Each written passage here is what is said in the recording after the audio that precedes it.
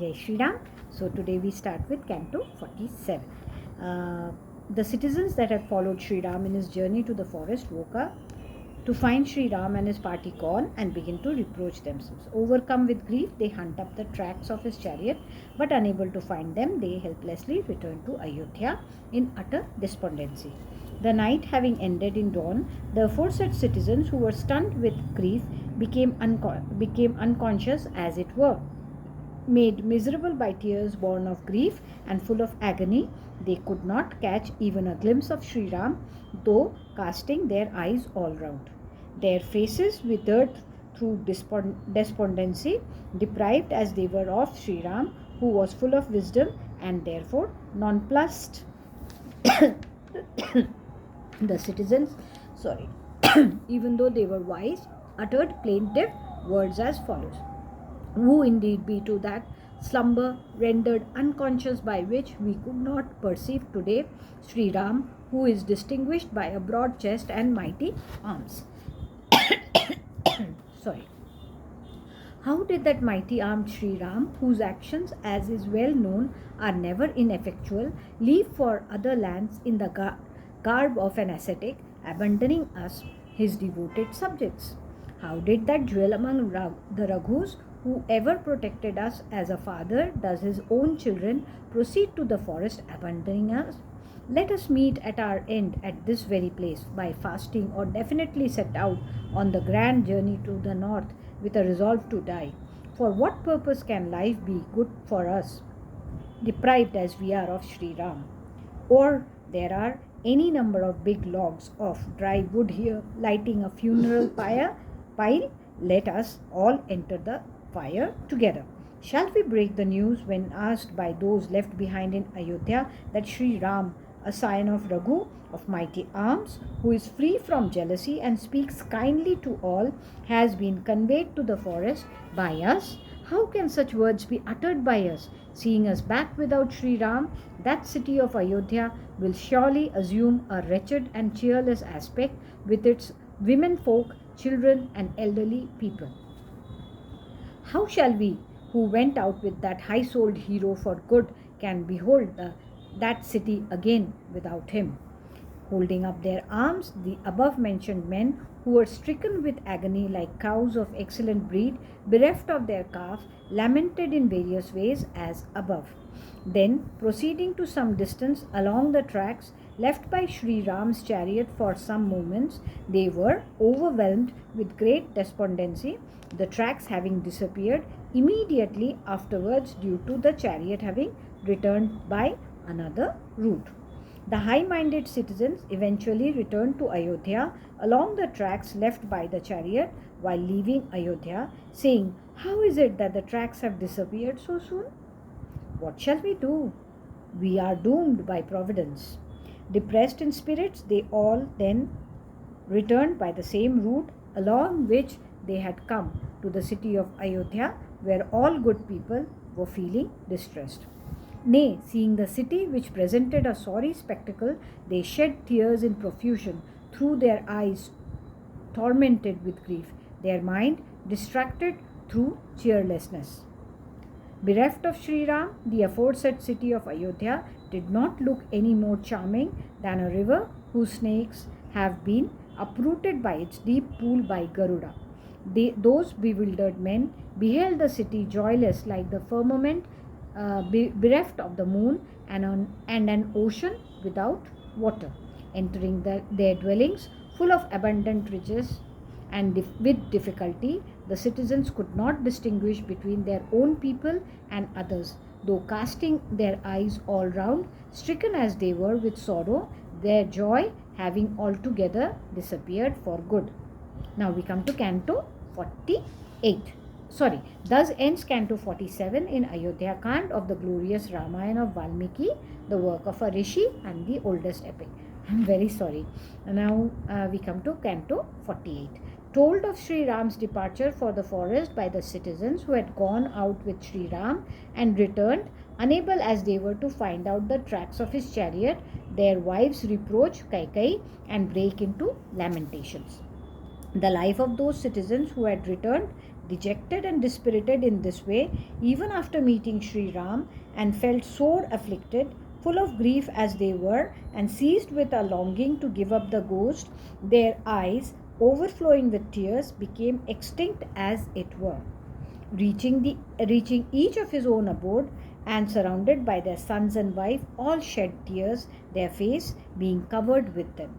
People neither made merry nor did they rejoice. Merchants did not spread their merchandise, nor did the sellable goods spread by them look charming, nor again did the householders cook their food at their home. The people of Ayodhya did not rejoice to recover their lost property or to receive a large additional fortune, nor did a mother rejoice to meet her firstborn male issue. Stricken with sorrow not to find Sri Ram back in Ayodhya and shedding tears, women in every house sharply reproached in the following words their husband returned home without Sri Ram, even as the drivers of elephants would prick them with goads. What purpose of theirs who do not behold Sri Ram will be served by their dwelling, wife, or even riches, or even sons, or even pleasures? The only virtuous man in this world is Lakshman, who with Sita has followed Sri Ram, rendering service to him in the forest. Fortunate too are those rivers, lotus ponds, and lakes bathing in whose sacred waters Sri Ram, a sign of Kakushta, will proceed further. Forest will be delightful with delightful rows of trees, as well as rivers, tracts of land abounding in water, and mountains with beautiful peaks will adorn the presence of Sri Ram. The forest or mountain which Sri Ram will visit will not fail to honor him like a beloved guest arrived near. Trees crowned with flowers of various kinds and bearing numerous bunches of flowers and adorned with black bees will appear before Sri Ram, a sign of Raghu.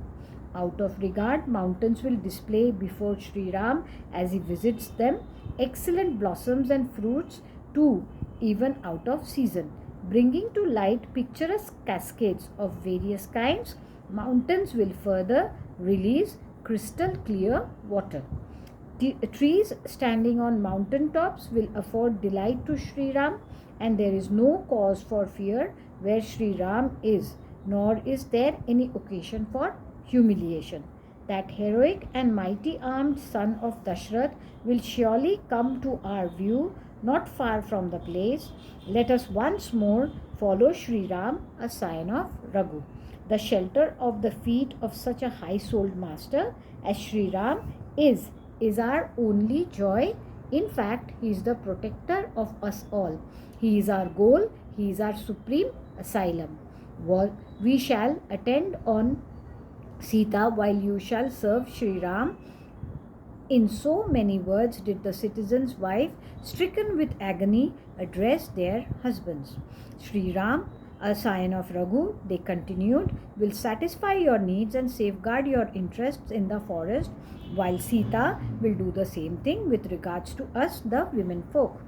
Who can possibly remain highly pleased with residence in this city, which is not commendable in any way, much less agreeable to the mind, the people here being full of longing for the return of Sri Ram, and by which the mind gets unsettled?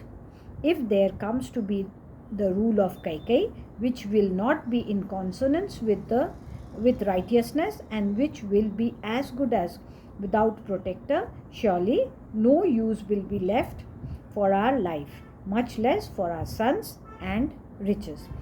Whom else would that Kaikai, who has brought disgrace to her family, and by whom her stepson and husband too have been forsaken for the sake of power, not abandon? We swear by our sons that so long as we breathe, we can under no circumstances live in the kingdom of Kaikai till she is alive, even though we may be supported by her. Who can live happily on having obtained as one sovereign that impious woman of wicked conduct who has sent into exile Prince Ram, son of Dashrath, a ruler of rulers, merciless as she is? The whole of this kingdom is soon going to be deprived of its ruler. It will no longer have any sacrificial performances and will be visited by calamities. Nay, thanks to Kaikai, everything will meet with ruination. For Sri Ram having gone into exile, the emperor will not survive, and when Dashrath is dead, destruction will be the fate of the distinguished kingdom which has run an uninterrupted course ever since the time of Ikshvaku. Therefore, drink poison mixing it with water, so distressed as you are, the stock of your merit having been exhausted, or follow Sri Ram to the forest, or leave for some land where even the name of Kaikai may not reach your ears. Sri Ram, along with his consort Sita and with Lakshman, his younger brother, has been deceitfully sent into exile, and we have been tied firm to the apron strings of Bharat in the same way as animals are bound tightly together for being slaughtered in a shambles. That lotus-eyed great chariot warrior, Sri Ram, elder brother of Lakshman, a tiger among men and a subduer of foes, who is dark brown of complexion and has a countenance resembling the full moon, nay, whose collarbone is invisible because of being covered with flesh, whose arms extend up to the knees, who takes the initiative in speaking, is sweet of expression, truthful of speech, and possessed of extraordinary might, is easy to address all people, and is delightful of aspect as the moon, and whose gait resembles that of an elephant in rut, will surely adorn the woods while roaming through them. Lamenting thus the city of Ayodhya, the aforesaid wives of citizens, for their part, cried as one would do at the approach of some danger, foreboding death, tormented as they were with agony. The sun sank below the horizon, past these women, who had been mourning as aforesaid in their homes for Sri Ram, a scion of Raghu, and the night fell. The city of Ayodhya, in which the kindling of fires, even for the purposes of Agnihotra, had ceased, and the chanting of Vedas and the narration of sacred stories relating to the Puranas died out, looked as though coated with darkness at that time. The city of Ayodhya, in which the business of the trading class had been brought to a standstill, and whose joy had gone, nay, which had now become supportless, looked dark as the sky in which the stars had disappeared. Giving expression to their grief in various ways, on that occasion, the women of Ayodhya, who were sick of mind on account of Sri Ram, as one would feel on their own sons or brother having been sent into exile, cried miserably and fell unconscious. For Sri Ram was dearer to them than their very sons. The celebrated city of Ayodhya, in which all singing, rejoicing, dancing, and instrumental music had been completely set at rest, whose delight had fled forever, the steady rise of whose trade had been hampered, looked at that time like an ocean whose water had dried up. Thus ends Canto 48 in the AYODHYAKAND of the glorious Ramayan of Valmiki, the work of a rishi and the oldest epic. I'm very sorry, right at the beginning of this canto, I had made silly mistakes. Please do forgive. Jai Shri.